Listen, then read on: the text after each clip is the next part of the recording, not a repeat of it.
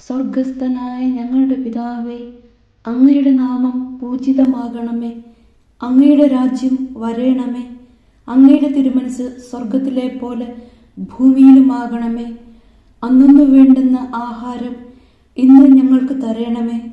ഞങ്ങളോട് തെറ്റ് ചെയ്യുന്നവരോട് ഞങ്ങൾ ക്ഷമിക്കുന്നത് പോലെ ഞങ്ങളുടെ തെറ്റുകൾ ഞങ്ങളോടും ക്ഷമിക്കണമേ. ഞങ്ങളെ പ്രലോഭനത്തിൽ ഉൾപ്പെടുത്തരുത്, തിന്മയിൽ നിന്നും ഞങ്ങളെ രക്ഷിക്കണമേ. ആമേൻ.